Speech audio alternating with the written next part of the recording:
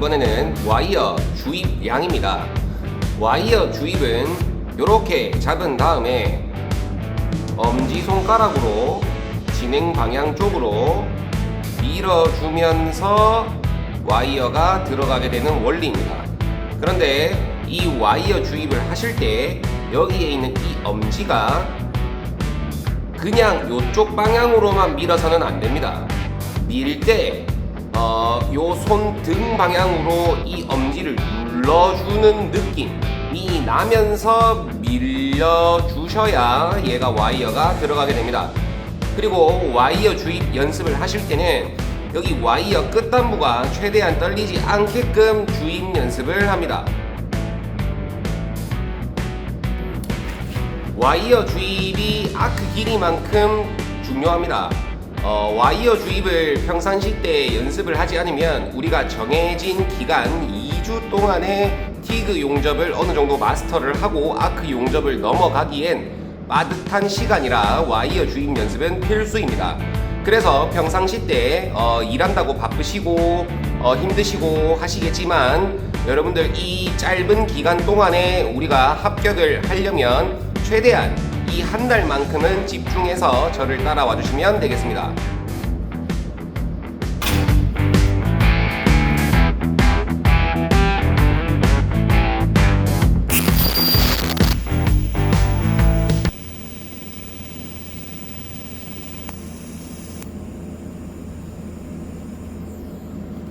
방금 제가 텅스텐을 아크를 켜서 모재에다가 용접을 해봤습니다. 보시면 요런 자국이 남아 있습니다. 이게 이제 용융풀이 굳어서 우리가 용접을 마치면 생기는 비드라고 보시면 됩니다. 이 비드는 가운데에 보시면 지금 점하고 찍혀 있는 게 보이실 건데 이 점이 텅스텐이 있었던 위치입니다. 텅스텐을 기준으로 이렇게 용융풀이 동그랗게 형성이 된다고 생각하시면 됩니다.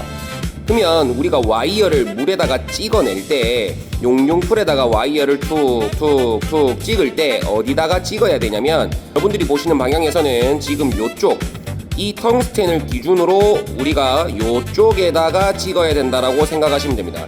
이 와이어는 용융풀에만 찍을 수 있습니다. 그래서 이 와이어를 찍을 때는 용융풀의 끝단에다가 툭툭 찍어서 진행을 해야 된다를 이해를 하시면 됩니다. 그런데 많은 분들이 용융풀의 관찰을 제대로 처음에는 못하니까 와이어를 찍을 때 여기 끝단에다가 찍어주는 게 아니라 와이어를 중앙에다가 텅스텐 있는 쪽에다가 갖다 대려고 하시니까 텅스텐에 자주 부딪히곤 합니다. 그래서 여러분들은 이 용융풀의 물의 끝단에다가 찍어야 한다를 이해를 하시길 바랍니다.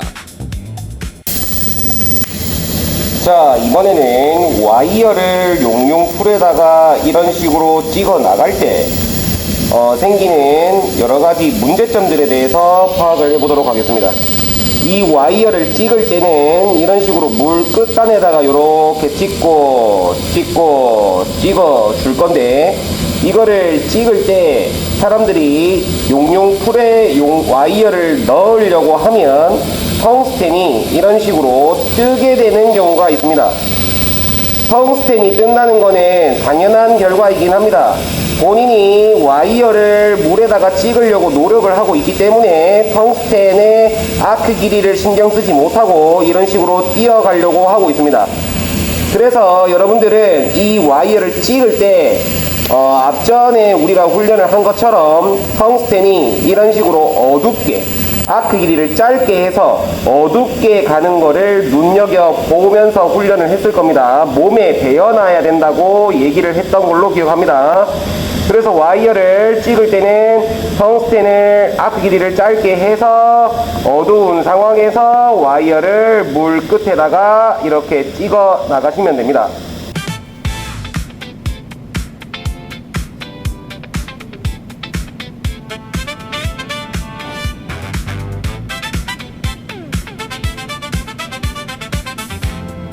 지금 보시는 영상처럼 와이어는 아르곤가스로 인해서 보호를 시켜줘야 됩니다. 그래서 와이어를 물에다가 찍을 때 가스 보호를 받는 범위 내에서 이 와이어가 이 근처에서 움직여줘야 됩니다. 물에다가 와이어를 찍어 놓고 너무 길게 떼버리면 이 와이어는 가스 보호를 받지 못해서 산화작용이 일어나게 됩니다. 그러니까 여러분들은 와이어를 찍을 때는 찍고 난 다음에 멀리 떼는 게 아니라 찍고 난 다음에 요 근처에 있어야 한다는 것을 먼저 또 이해를 하셔야 됩니다. 두 번째는 와이어를 용융풀에다가 찍을 때 너무 조심스러운 나머지 와이어를 찍을 때 이런 식으로 살살 찍는 분들이 있습니다. 와이어를 찍을 때는 정확히 물 끝단에 이런 식으로 때려 박는다는 느낌으로 툭, 오, 툭, 툭, 툭, 툭, 툭, 강하게 찍어도 됩니다. 툭, 툭. 와이어를 이 물에서 찍어줘야 되는데 너무 살살 찍으려고 하면 너무 조심스러우면 이렇게 물방울이 생겨서 툭 하고 떨어질 수 있습니다. 다시 한번 보실게요. 와이어를 물 끝단에다가 툭 하고 정확하게 찍어 놔야 되는데 와이어를 너무 조심스럽게 찍으려고 하면 물방울이 생겨서 툭 이런 식으로 찍힐 수도 있습니다. 자, 세 번째입니다. 와이어를 물 끝단에다가 찍어야 한다고 계속 강조를 하고 있죠. 그런데 와이어를 물 끝단에다가 찍어야 되는데 아직까지는 용융풀을 관찰하는 능력이 너무 떨어지니까 와이어를 물 끝단에 찍는 게 아니라 물의 가운데 텅스텐 있는 쪽에다가 이렇게 들어와서 찍어버리면 이렇게 달라붙습니다. 와이어는 항상 얘기하지만 물 끝단에다가 찍어가야 합니다. 요렇게 와이어를 물을 관찰을 제대로 하신 다음에 와이어를 텅스텐 가운데에다가 중앙에다가 넣는 게 아니라 물 끝단에다가 툭 찍어 나가야 합니다. 방금 와이어 찍는 거를 한번 보셨을 겁니다. 와이어를 찍을 때 와이어는 물 끝단에 찍어야 한다는 거, 그리고 와이어를 찍을 때는 물 끝단에 찍을 때 아크 길이가 뜨면 안 된다는 거, 그리고 와이어를 찍을 때는 너무 살살 찍지 말고 정확하게 그곳에다가 때려 박아야 된다는 거 그거 잊지 마시고요. 또 배워야 하는 거는 물의 크기입니다. 이 물의 크기가 또 중요한데 추후에 또 다음번에 배워야 할 맞대기 용접에서 이 맞대기 용접에 갭이 있을 겁니다. 이거를 루트 간격이라고 하는데 저희 학원 같은 경우는 이 루트 간격을 너무 크게 벌려놓지는 않습니다. 루트 간격이 좁은 상태에서 초보자분들이 최대한 빨리 나가면서 수축을 덜 시키고 부드럽게 잘 데려가기 위해서 루트 간격을 크게 벌려놓지는 않고 좁게 합니다. 그래서 물의 크기는 곧 갭의 크기만 해야 됩니다. 갭의 크기를 우리가 지금부터 관찰하도록 하겠습니다. 물의 크기를 관찰을 하실 때는 와이어의 크기랑 거의 비슷하게 앞으로 전진을 한다라고 생각을 하시면 됩니다. 아까 얘기를 했을 때 물의 크기는 곧 갭의 크기다.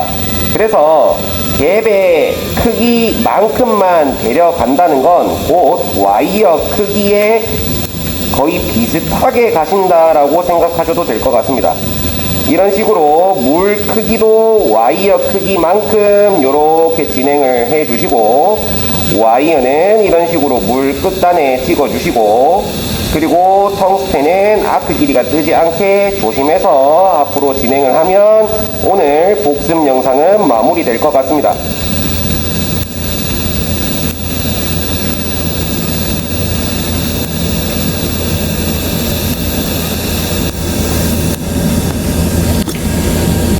지금 보시는 것처럼 이 비드의 두께, 넓이가 와이어에 거의 비슷한 크기로 간다라고 생각을 하시면 될 것 같습니다.